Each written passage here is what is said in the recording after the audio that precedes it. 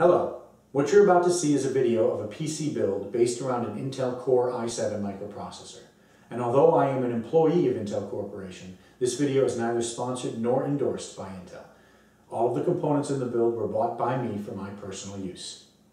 And also remember that this video is for entertainment purposes only, not for instructional purposes. We built it based on the items we bought with the knowledge that we have.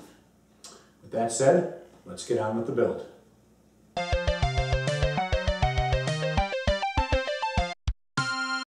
Hello, I'm Eric. And I'm Melissa. And today we're going to talk about my brand new PC build. Ooh, it's kind of exciting. Yeah, we haven't had a new PC since December of 2010. That's like 8+ years, man. And our hard drive died last October, and I'm like, well, how long is it going to be before the next piece of hardware dies? So I was already kind of thinking we should build a new PC. And then at work I got an email that said I had the option of getting a new processor. Ooh. And so that clinched it. So yes. I jumped on that and said maybe we should just build a whole new PC. We did try to Frankenstein a new PC, right, from our old parts. And then by the time you were like, well, we do need this new, and we do need this new, it was like, well, we might as well just get all of it. We had almost a whole new PC anyway, so I'm like, well, let's just go the last mile, and then we'll be able to use the current PC, maybe for the kids, and I'm actually thinking about another project, which I won't reveal, but we'll see. So what we're going to talk about first is sort of all the components I bought and why I bought them, and why I decided to put this particular machine together. What I'd like to do is start with the CPU, because that is the thing which all the other things are centered around. Yes. Now, before you begin, how many PCs have you built before? This will be my third. Okay. So I built one in 2006. You might know a thing or two. I know a thing or two, but it turns out that in the last 8 years, a lot has also changed. So I had to do quite a bit of research, and then I found that I was enjoying it. So I kept watching videos and doing some research on it. Okay. But and we'll talk about all that as we talk about each of these components. But let me start with the CPU. Okay. So let's actually let's move some of these things out of the way for a moment. Okay, so let's start with the CPU. As I mentioned, I am an employee of Intel Corporation, and I was given the opportunity to purchase a limited edition Core i7-8086K. Now this is something that actually came out last summer, and there was actually a promotion, they were giving them away, and I think I missed the sign up.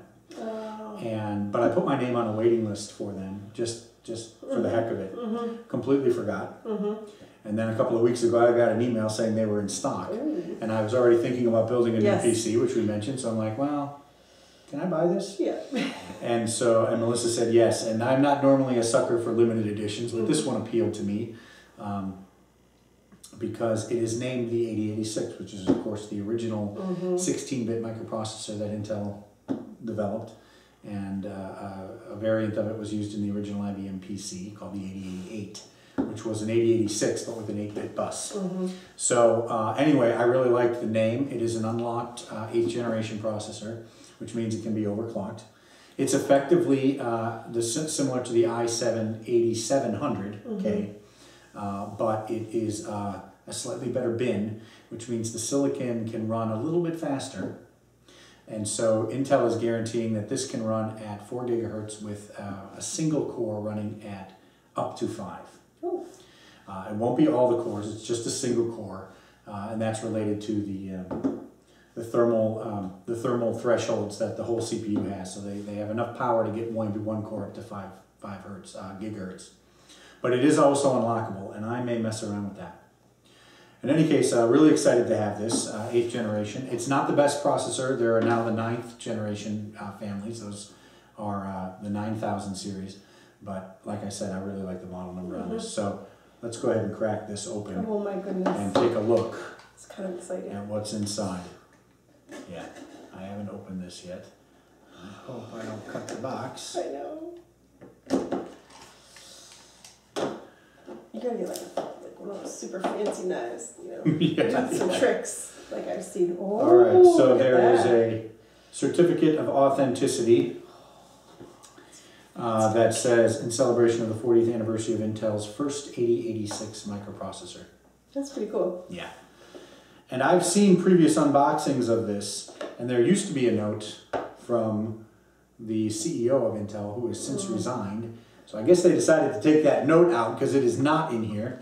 Here is a manual with a Core i7 8th Gen sticker on it. Nice. And then in the bottom of the box is the processor itself, which I'm going to leave in the plastic. And it says Intel Core i7-8086K 4 GHz. So this is the heart or brain of the system, and it is what I based the entirety of the rest of this purchase around. So let's take a look at the next big thing, which is the motherboard. I feel like we should display that box in our office. Yeah, we will. Okay. Okay, so the next component after choosing the microprocessor is to choose a compatible motherboard. And one of the key features of the motherboard for this processor is it should be the 300 series chipset. The latest chipset that they have is the Z390, that supports overclocking. Okay. It's the latest chipset, supports a lot of nice features. I'm not as knowledgeable about the chipsets, so all I know is it's the latest from Intel that this processor will work in, so that's what I based the motherboard decision on. We have, and I asked on Twitter, yes, what motherboard companies do people like, and they unanimously responded Asus. And I have an Asus in my 2010 system. It is also a ROG, a Republic of Gamers motherboard, and it has been trouble-free for 8 years, so I kind of went with that.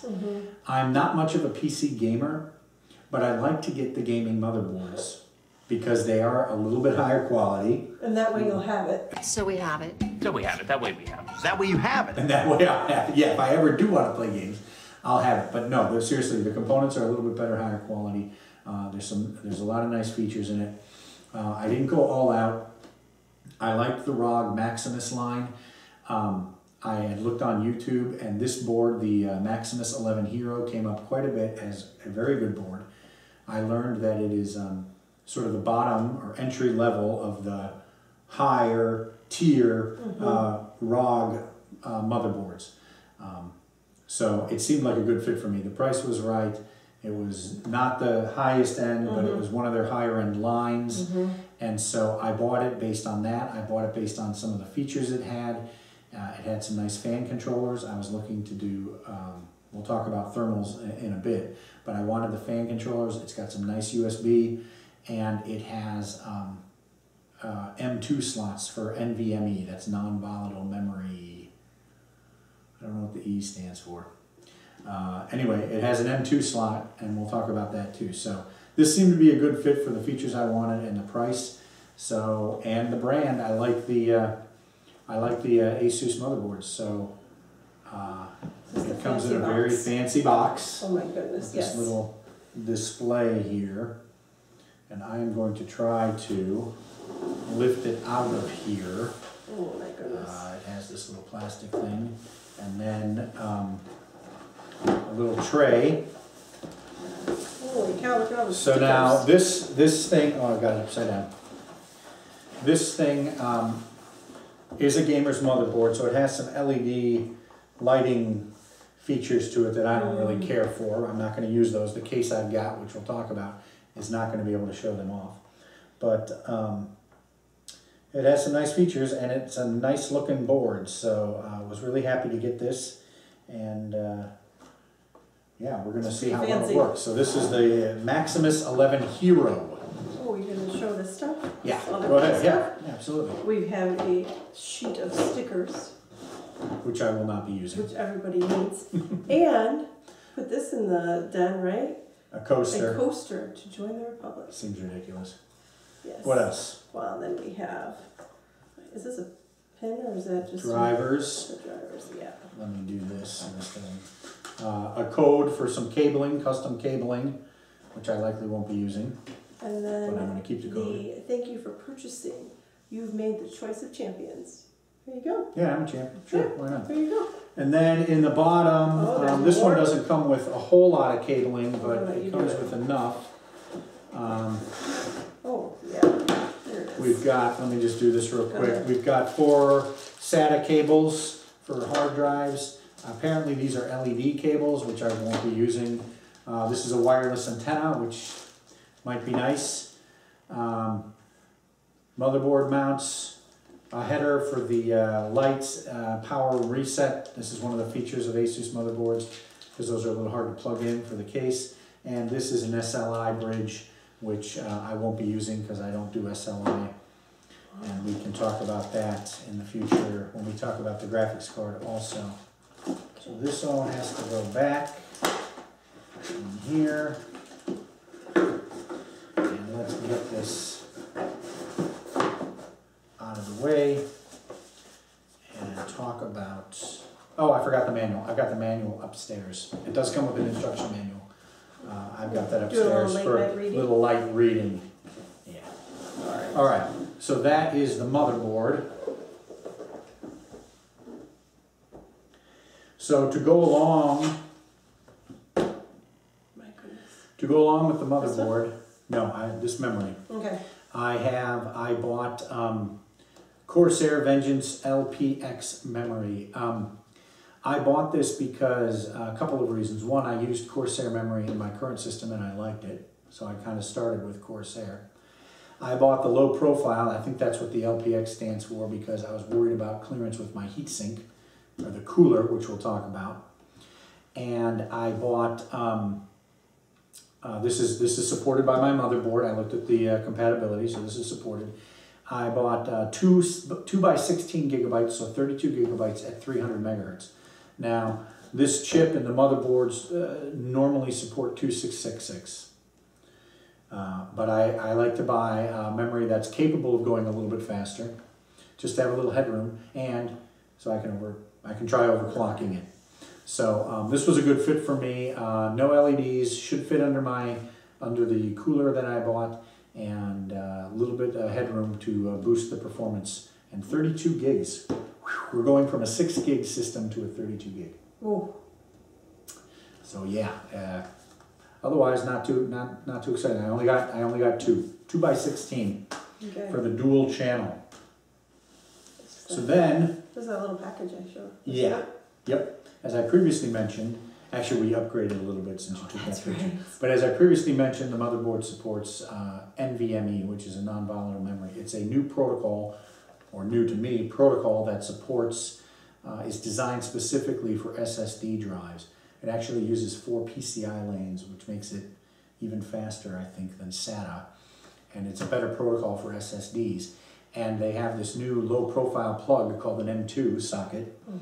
And so you can get these little tiny sticks of SSD. I had originally bought a 250 gigabyte. Yes. But then decided to upgrade to 500. Yes, you did. Because I like to have a little bit extra legroom. So, So we have it. So we have it. That way we have it. Is that way you have it? That way you let's have crack it. this open. That way I have it. So let's crack this open. We forgot to open the memory, but dims are dims, right? Oh, yes. Everybody's seen a dim. So this will be the boot drive. Should be super fast to boot Windows. Oh, my goodness. And I just wanted to mess around with this new kind of technology. This is sort of the last thing we needed to make it a complete PC. I was going to reuse an existing SSD, but I decided if I got a new boot drive, I could just have 2 computers. Yes. So, got a 500 gigabyte. I'll put Windows on there. I'll put my apps on there, and they should boot just fine and dandy off of a nice 500 gigabyte NVMe drive. Now, why did I pick this? One of the things I learned while researching this is that it is incredibly difficult to find the difference between all these different kinds. Samsung has N70, they have N60, they have Evo Plus, Pro. Ultimately, I picked this because the price was about where I wanted. I think the Pros have faster, they support faster write throughput. But because I'm mostly going to be booting from this drive, I wasn't too concerned about that, and I didn't want to pay the premium. So Samsung apparently is moving from Evo to Evo Plus, and so I used the money to a bigger capacity rather than the Pro. I don't know. Okay. It's hard to tell what the difference between all these things are. So this one got pretty good reviews, so it seemed like a good middle of the road solution for me. Let's talk about the cooler. That's this guy. Okay, so the cooler, or for us old folks, we used to call it a heat sink, but now it does much more than sink the heat. I mean, they are active devices, meaning they have fans on them. I'm not yet comfortable with the idea of liquid cooling. Yes. Now, they have all-in-one solutions where it's all sealed. You don't have to worry about it, but still makes me a little nervous. So I wanted to get an air cooler, and I looked up what's the best air cooler. And the answer pretty much came back unanimously, but consistently. It is the Noctua NHD15. This thing is a monster, in case you can't tell. Here's the little CPU. Yeah. Here's the cooler. I'm going to open it up and show you, but this is supposedly one of the best air coolers on the market right now. And it is a monster. And I had to make sure that it would fit in the case, which we will talk about. But I also saw some tests that suggest that this thing is actually equivalent to, if not superior to, some liquid coolers. So we'll try this out and we'll see. And I mentioned I might want to overclock. If this doesn't keep the temperature within a certain range for overclocking, I won't do the overclock. I would rather have the air cooler than overclocking. So we'll see. But if this doesn't keep the temperature within a certain range, even at standard ratios, frequencies, I might decide to look at an all-in-one cooler. So this comes with, it's a dual tower, which I think is what the D stands for. It's a 15, which means it's a new model. They used to have the 14. And it comes with 2 fans, only one of which is installed at the moment. So let me see if I can figure out how to open this. Oh, yes. It is humongous. And I don't want to get my fingerprints all over it just yet. Because it's pretty shiny. All right, so here it is. Oh my goodness. Dual tower with a fan. And if you imagine or remember what a typical motherboard looks like, you will notice that this area here, here's the CPU socket. This area here is where the DIMMs have to go. And this has only got 1 fan on it, but we're going to put another one on it, which will, whoa! Oh my goodness. 140 millimeter fan, and it's going to go right here. So it could easily interfere with the DIMMs. So I made sure to have low profile DIMMs just for that reason. So this is going to be a dual fan system. It'll push, this one will pull and push through these vents, and hopefully we will get some primo cooling out of this guy. We're going to find out.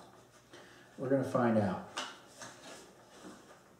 So that is the Noctua NHD15 air cooling monster, I guess. I don't want to put all this back, so I'm just going to leave it.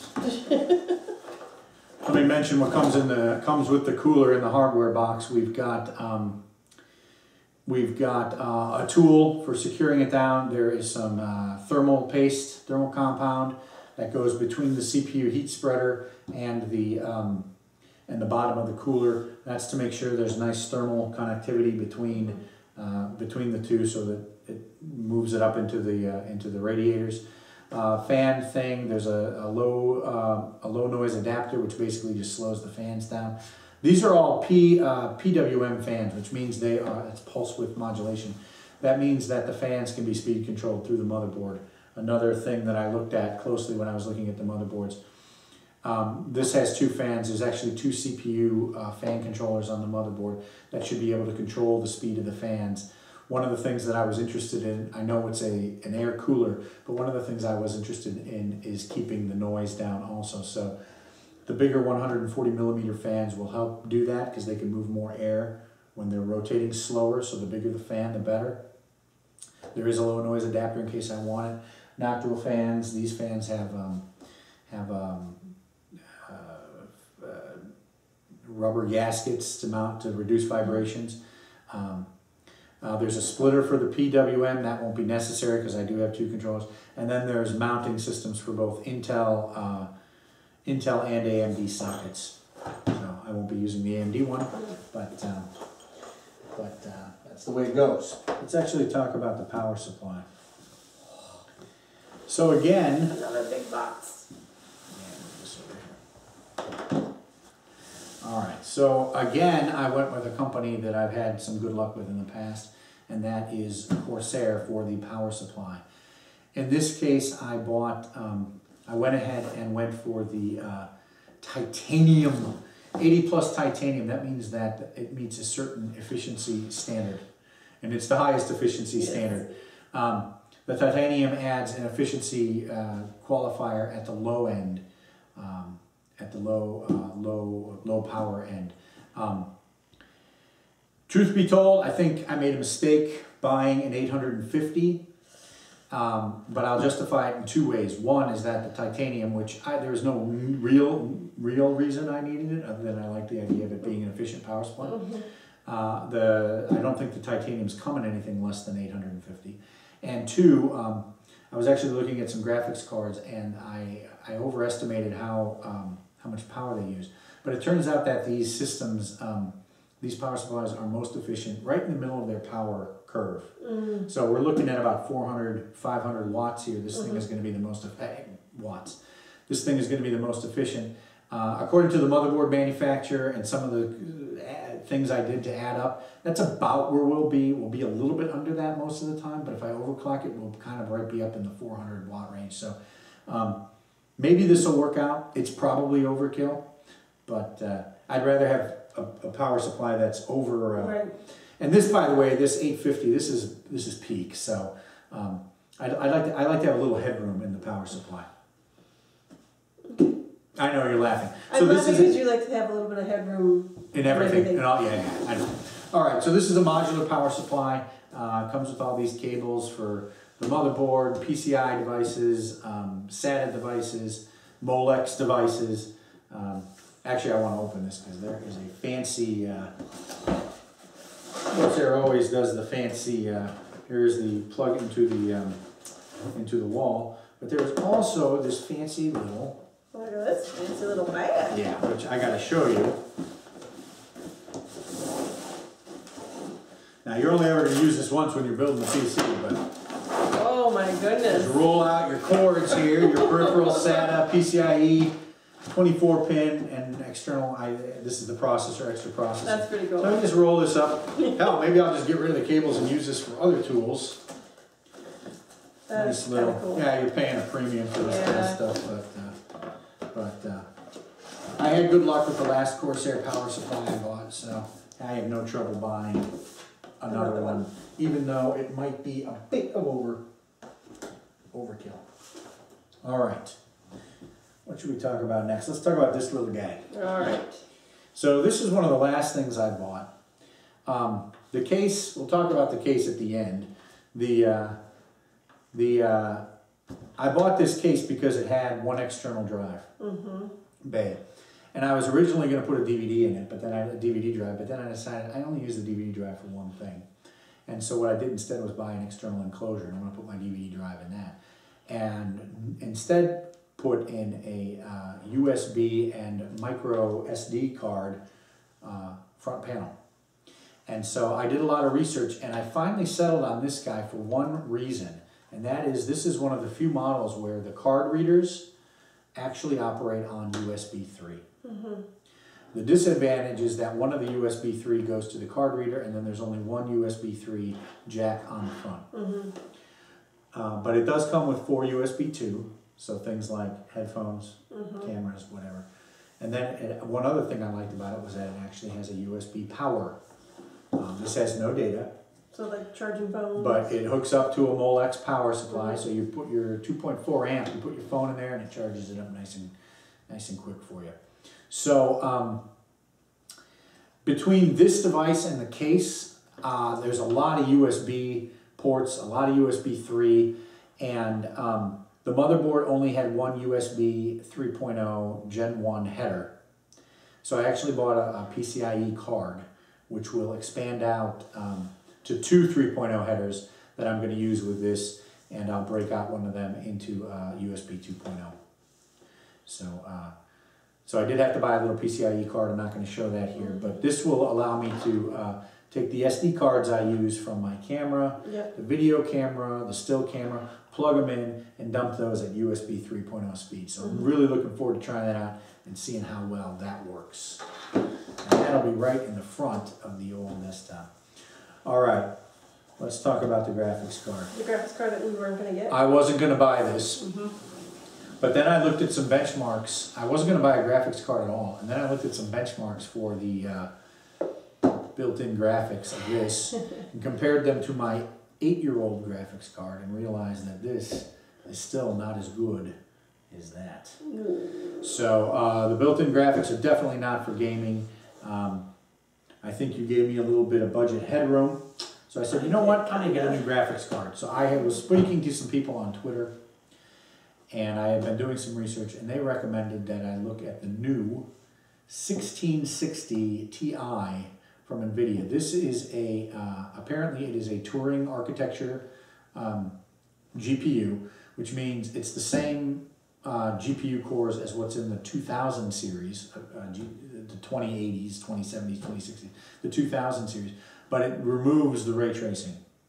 So it's their new core, but without the fancy ray tracing stuff. So between the 1000 series and the 2000 series by NVIDIA, the GeForce, and this actually has a pretty good price to performance ratio right now. So I was looking at the base level cards, and I couldn't decide. Ultimately, I went with MSI. I've been hearing some good things about MSI. This company has 3 cards in this range. They have the Ventus, which is the base model. They have the Armor, and then they have the Gaming. And the Gaming, when I was looking at it, was like $350, $340. Much more than I wanted to spend from the base, which was $280. Of course, now it's gone down to $309. In the time that I ordered this, it went down to $309. But this one was, from the $280, this one was $294. So it was $15 more. It's overclocked, slightly overclocked, and a little bit faster. And so the reason I picked this one was because I was able to, one, determine what the differences were between these models. Again, I had a lot of trouble finding out what was actually different between these. A lot of websites will do, you know, compare, except all the compare columns say the same thing anyways. Very difficult. The clock rates are a little bit different, but this one is overclocked. It had a little bit better feature or performance. I like that it was white and black. We'll talk about that in a moment. But if I had waited, and this took a long time to get here, but if I had waited, I could have maybe got the gaming one, which is even higher performance, for only another $15. So I'm happy with this one because for a little bit more money, I can say I didn't get the bottom of the barrel. I got the slightly overclocked, slightly better performance, slightly better looking, although it's not really going to matter, graphics card. So should we take it out? Yes. I haven't looked at it yet. So this is not sealed. I don't know if I should be concerned about that. Well, it doesn't look like it was sealed. It's not like it was sealed. Oh yeah, that's true. Maybe became unsealed. All right, what's in here? We got a fancy box. Fancy envelope. Yeah, let's see what's in it. All right, open it up. Make sure you don't. If there's any cards in there. I'll do this. Yep. Thank you for choosing MSI. Okay, you're welcome. This What are those, coasters again? Yeah, it looks like gaming is my life. It's not. Gaming is not my life, but sleep, game, eat, sleep, game, repeat. we'll see if I decide to get into PC gaming. The thing is those are like card. cardboard coasters. They're gonna get ruined when you use them. They get ruined. Yeah. Oh, and then look at, I didn't do that. Oh man, it's ripped. Quick Okay, so quick start guide. Ooh, and then we have Lucky the Dragon Computer Workshop. What's that? Little Comic? Comic. Okay. It might be like a little instruction comic. All right. That's it. That's it. Okay, so here is the card, which I have not seen. It is in static, anti-static. Tap the old case here.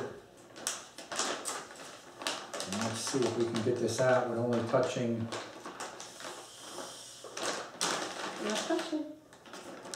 There we go. I'll touch the edge of the cards here. Okay, so this is a nice looking card, I think. 2 fans, nice white and black. It's got HDMI and DisplayPort ports here. It's got a fancy dragon back to it. This is a plastic backing plate, which I like because this might be close to my cooler. So I wanted it to have a little bit of a backing plate to prevent the cooler from, I don't know, hopefully they won't run into each other, but just to keep the cooler away from the back of the board. So yeah, looking forward to trying out the 1660 Ti MSI, what's it called? Armor. Yeah. Graphics card armor. Yeah. So yeah, we'll try. I don't have very many recent games, so probably won't be using it to the best of its ability, but okay, a couple of minor things I'm excited about. Magnetic screwdriver, I bought this. I didn't have one, so hopefully it's long enough to get it into the case, not drop a screw. Cool. Awesome. And then finally the case. Oh my goodness, this guy is, look how big that is. And I actually bought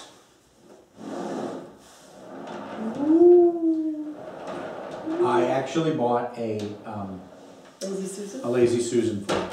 So this isn't the case I was originally planning to buy, but I did a little research and found out that this one actually was a lot better for me in a number of ways. First and foremost, it's designed for silent operation. There's actually a door here with a little bit of soundproofing on it. Some nice fans here, 140 millimeter, 140 millimeter fans, and a drive bay. One thing I also like about it is, so I can close this door. One thing I also like about it is the top panel, which has audio, USB 2, USB 3, and USB-C connector. So that'll be really nice. Inside, I'll take off the case here. Really nice quality metal.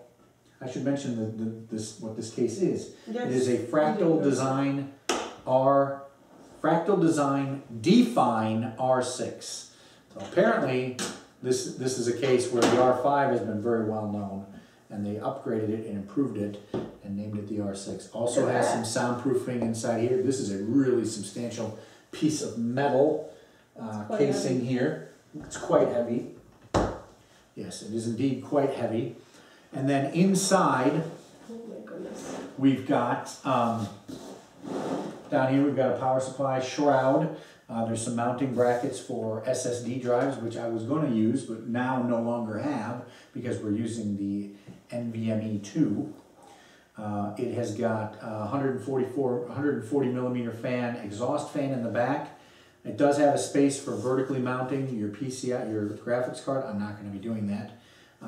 Nice rubber grommets for the cable management, power supply underneath. It does have a pull-out, it's probably resting on it, but it does have a pull-out dust filter that goes the whole length of the bottom for the power supply. And what else do I want to say? The top will pop off. There's a button in the back here that pops off. And you can use, this can be solid, or it can have venting, in case you have a radiator for a water cooler or liquid cooler up here. I'm probably going to leave it solid, because I like to use the top of this as a table, which you probably shouldn't do, but, and then on the right side, a lot of trays for hard drives. I'm actually going to be putting 2 4 terabyte drives in here. In a RAID configuration, I hope. This is the hardware box with all of the ties and screws and all kinds of things for that. What else?